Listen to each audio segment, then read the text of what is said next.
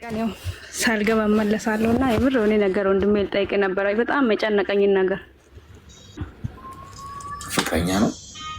አዎ ፍቅረኛ ሳይሆን ኖርማል ጓደኛ፣ ምንም ሪሺፕ የለኝም፣ ግን ረጅም ጊዜ ቆይተናል። በፍቅር ብቻ ማለት ነው። በፍቅር ብቻ እኮ። እንዴት ተዋወቃችሁ ማለት ነው? ትምህርት ቤት። እሺ። እና ታውቀን እያለን እሱ በትምህርት የሆነ ሰዓት ላይ አልመች ስልና ወደ ሌላ ቦታ ሄዳል። እኔ ደግሞ ትምህርት ተማርኩና የሆነ ትንሽ የማደግ 18 10 እንደዚህ ወደ 20 ዓመት ስጠጋ እኔ ትምህርቴን አቆምኩና ወደ ሌላ ቦታ ሄድኩት። ግን ፍቅራችን አልቆመም ነበረ። ከዛን በዛ መሀል ላይ ችግር ተፈጠረ፣ የቤተሰብ ችግር ማለት ነው። እስቲል ጓደኛ ናቸው አይደል? ፍቅር አለ? አዎ በጣም ጓደኛ ሲሆን በቃ ምን ልበል፣ ሁሉ ነገር በህይወታችን ላይ አብረን ሌላ ነገር የለንም፣ ግንኙነት የለንም። ወደፊት አንድ የመሆን አላማ ስላለን በጣም ነው የምንወደደው። በጣም በቃ ሁሉም ነገር ምንም ነገር የጓደኝነት ነገር ባልና ሚስት በለው ያው አብረን አለመኖርና ላይፍ አለመኖር እንጂ በልባችን እንደዛ ነገር ነው ያለው። እሺ። እና እሱ በሆነ ሰዓት ላይ መጣና የሆነ እንደዚህ አጋጠመውና ከሌላ ሴት ጋር የሆነ ፎቶ ይፖስታል። ማለት እንገናኝና ላይፍ አለ አይደለ? ላይፍ ህይወት ላይፍ እንጀምር የሆነ እንናና ምናምን ስለኝ፣ እኔ ደግሞ በዛን ሰዓት ላይ መዝናናት ቤተሰብ ዝር ነው ያሉት፣ ወጣ ብዬ መሄድ አልችልም። ከዛን አይ በቃ ጊዜ ያስፈልገናል ምናምን ሲለው ከሴት ጋር ፎቶ ምናምን ፖስትና እሱ በፖስትበት ሰዓት እኔ በንዴት በቃ ዝም ብዬ የሆነ ልጅ በቃ እንደዚህ አድርጎኛል ብዬ ሳወራ ልጁ በደቂቃ ወደ ቤተሰብ ሽማግሌ ይልካል። ያወራሁት ልጅ ማለት ነው ጎረቤት ስለሆነ ወደ አውላካ። እሺ። በእኔ ፈልጌው አይደለም እሱ ስላደረገ በቃ ህልህ ይዞኝ ሁለት ቀን ልጁ እኔ 3 ቀን ምናምን ሳወራ በአራተኛ ቀን ሽማግሌ ላካ ስለሚያቀኝ የሰፈር ሰው ስለሆነ ጎረቤቴ ማለት ነው። እሺ። እና ጎረቤቴን ወድጄው አይደለም ገባክ፣ ህልህ ይዞ ህልህ ያዘኝ። በጣም 6 ዓመት በሲል አብሬ ባላውራ አብሬ ባልተኛም 6 ዓመት የምወደው ፍቅረኛዬ ሴት ፖስቶ ሳይ ህልህ ያዘኝና ሽማግሌ ያስላኩት። እሺ። ልክ አሁን እኔ ሽማግሌ መላኩን ከተሰማ በኋላ ልጅቷ መታ እውነቱን ነገረችኝ። የፖስታት ውሸት እንደሆነ ማለት አንቺን የሆነ አንቺ ስላስቀየምሱ ስላስመጣሹ ለናድሽ ፈልጎ እንጂ እኔ ባለትዳር ላይ ልጅ እናት እንደሆንኩ ልነግርሽ ነው ከነ ባሌ ላገናኝሽ ምናምን አለችኝ። እሺ። እና ደግሞ እኔ ነገር ለመናገር አልፈለኩትም። ሽማግሌ የተላከውን ያው በበዓል ሰርጉ ቀን ብቻ ሲቀር ወደ ስልኬን ዘጋሁት ከቤተሰብ ላይ ማለት ነው። እሺ። ሰርጉ 1 ወር ነው 2 ወር እንደዚህ ሲቀር እኔ ከቤተሰቦቼ ጋር እንደማልፈልግ እና ምንም መሆን እንደማልፈልግ ነገርኩት።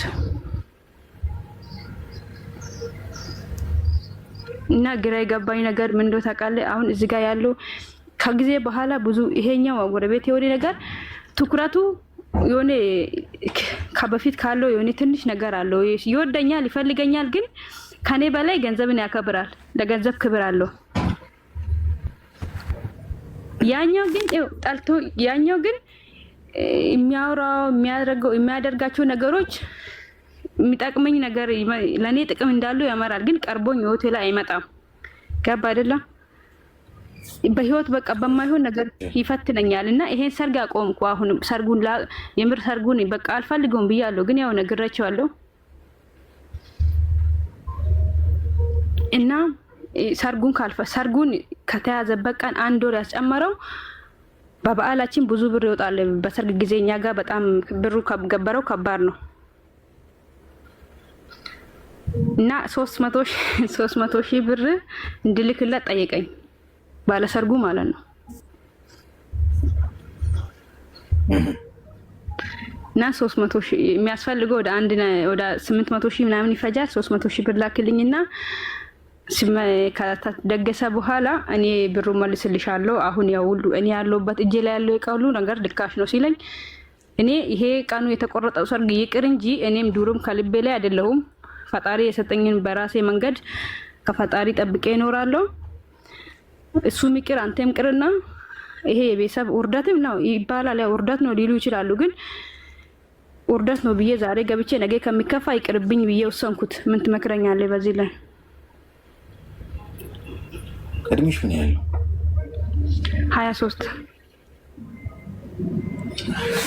እሺ ሚውት አድርጊና አዳምጪኝ።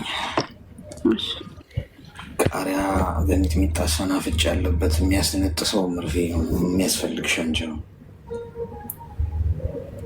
አንደኛ ከመጀመሪያው ሰው ጋር የነበረሽ ግንኙነት ጤናማ አልነበር። እሱ ሄዶ ሌላ ሴት አገባ ወይም ሌላ ሰው ጠበሰ። ስለዚህ የሆነ ሰው አቃጥሎኛል፣ በድሎኛል ምናምን ብለሽ ያንን ሰው ለመጉዳት ራስሽ ላይ ጋዝ አርከፍክፈሽ ራስሽን ታቃጥያለሽ።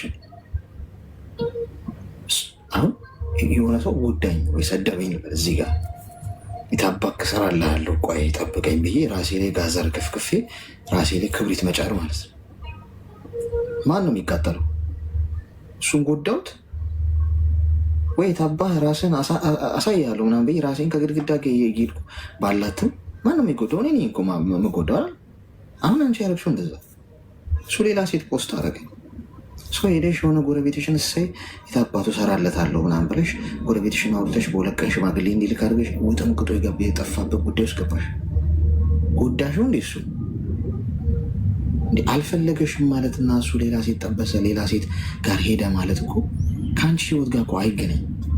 አንቺ ነገ እሱን ጎዳለ ብለሽ የምትገቢበት ህይወት በሙሉ እሱን አይነካው። እሱ የራሱን ህይወት እየኖረ ረስቶሽ ሁላ ሊሄድ ይችላል። ስለዚህ የምትወስጃቸው ውሳኔዎችና እርምጃዎች በሙሉ እሱን ሊጎዳ ሊነካ አይችልም። አንቺ ነሽ የምትጎጅ። 300 ሺህ ብር ላኪልኝ አለሽ። አሁን ሽማግሌ ያስላክሽ ቤተሰብ ጋር ቤተሰብ ልጄ ልታገባ ነው ብሎ እያሰበ ነው። እተዋዋለሁ ምናምን ብለሽ ፍሬም ብትይዥ አሁን ቤተሰብ በቃ ጨርሷል። ሰርግ ሊደግስ ልጄ ልታገባ ለሰው ተነግሮ ለጎረቤት ተነግሮ ሰው ሁሉ የተዘጋጀ። ለቤተሰቦቻችሁ እንዲህ ክብር አይኖራችሁም ጋይስ? እና እሺ ተጃጃሉ። እኛ እንኳን እንጃጃል። እሺ ልጆች ተጃጅለን ተፋቀርንም ተጣላንም እዚሁ እንጨርሰዋል። ቤተሰብ ደረጃ ሽማግሌ ማስላክ ማለት እኮ በጣም እኮ ስር ማስያዝ ማለት እኮ ነው። እንዴት ነው የምታስተካኪ? እንዴት ነው የምታስተባብዩ? ጊዜ ይፈልጋል። አየሽ የቤተሰቦችሽ ልብ ይሰበራል።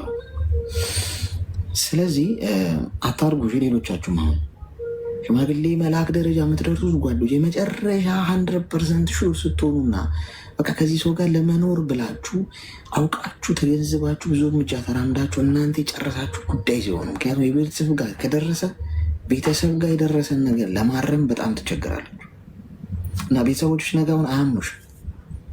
ከዚህ ህይወት ወተሻውን ሌላ ሰው ላገባ ነው ብለሽ ሽማግሌ እንደ ቀድሞ ልታረጊ በቃ ምንም ሞራላቸውም ሐሞታቸውም ይፈሳላይሽ።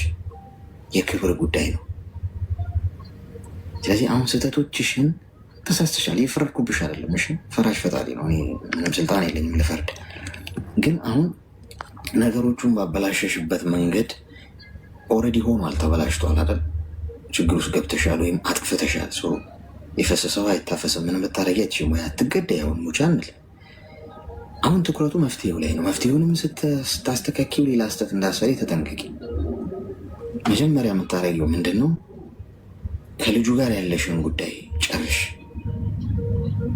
አታገቢውም ልጁ ነው በቃ እሱ ግልጹ ቋንቋ እሱ ቢኮዝ ልጁ ጠቅመኛ ገና ሳታገቢ 300 ሺህ ብር ላኪልኝ ካለሽ ከገባሹ በኋላ አስማምቶ ይሸጥሻል። አንቺ ገበያ አውጥቶ አንድ ነገር ላረጋግጠላችሁ፣ ገንዘብ ከሴት ልጅ ለመቀበል ሬዲ የሆነ ወንድ አይሆናችሁ። ሀቁን ነው የምነግራችሁ። ተዋጠላችሁም አልተዋጠላችሁም ይሄ አይዋጥም። ለብዙ አንዳንድ ወንድም ሲሰማኛው ሊያደርገው ይችላል። ምን አባቱን የሚቀባጥረው ምናምን ሊለኝ ይችላል። እንዲህ ጥምህ አይደለም። በቃ እውነት ነው። እኔ የተናገርኩት ሌላ ሰው ተናገረው ከሌ ተናገረው ማንም ለውጥ የለው። ተናደዳችሁም አልተናደዳችሁም፣ ተዋጠላችሁም አልተዋጠላችሁም ገንዘብ ከሰው የሚቀበል ጥገኛ የሆነ ወንድ አይሆናችሁ። በራሱ መስራት አለበት። በራሱ እንደው ቢቸግረው ቢያጣ ቢወድቅ አፈር ከድሜ ግጬ እነሳለሁ በራሴ ብሎ በራስ መተማመን የሚራመድ ወንድ ነው። ወንድ ከሌላ ሰው ተቀብሎ ቀፋፍሎ ምናምን ለመኖር የሚሞክር ወንድ አይሆንሽም፣ አያስተዳድርሽም። እመኚኝ ነገር አንደኛው ነጥብ እሱ ነው። ስለዚህ ሰውየውን አታገቢውም።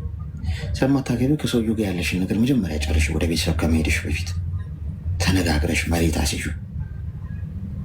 ከእሱ ጋር ያለውን ነገር ከጨረሽ በኋላ ለቤተሰቦችሽ ቀስ ብለሽ አስረጃቸው። ይቅርታ ጠይቀሽ እንዲህ ብለሽ እውነቱን ነግረሽ ከዚህ በኋላ እንዲህ አይነት ስህተት ላትሰሪ ብሰይ። አሁን 23 ዓመትሽ ስለሆነ ገብቶሻል። እንደ እድሜሽ ነው እያወራሁሽ ያለሁት። ብሰይ በቃ ከዚህ በኋላ እንዲህ አይነት ስህተት መቼም እንዳትሰሪ፣ መቼም። በዚህ መልኩ ቀስ ብለሽ በስሱ እሺ።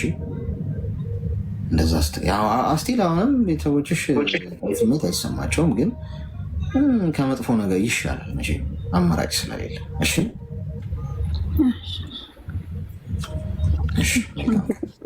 አመሰግናለሁ። እኔም አመሰግናለሁ። ጋይስ ኮይን ልስጣችሁ እስኪ። የመጀመሪያውን ዙር ኮይን ልስጣችሁና ሜምበራችሁን አድሱ። ከዛ አንድ ኮይን ነው የሚጠይቀው። ያላችሁ ሰዎች ከስሜ ጎን ያለው ልብ ቅርጽ ምልክት የነካችሁ ሜምበር ሆኑ። የሌላችሁ ሰዎች ደግሞ የሆነ ይሰጣችኋሉ፣ ይታያችኋል። ችግር የለውም። እዚህ ሳጥን ውስጥ አስቀምጬላችኋለሁ። ከ3 ደቂቃ በኋላ መውሰድ ትችላላችሁ። ግን ብዙ ታብ ላረገው ሰው ነው የሚሰጠው። ብዙ ታብ ላረገ ሰው ስለሆነ የሚሰጠው ታብ አርጉ። ብዙ ታብ ያደረጉት ቀድሞ ነው እየወሰዱ ነው የለም የምትሉኝ። ስለዚህ ብዙ ታብ አርጉና ይህን 3 ደቂቃ ቆጥሮ ሲጨርስ ሳጥኑን ስትነኩት ይሰጣችኋል። ከዛ ውስጥ ወስዳችሁ ከላይ ከስሜ ጎን ያለውን ልብ ቅርጽ ምልክት የነካችሁ ሜምበር ሁኑ። እሺ እንቀጥል።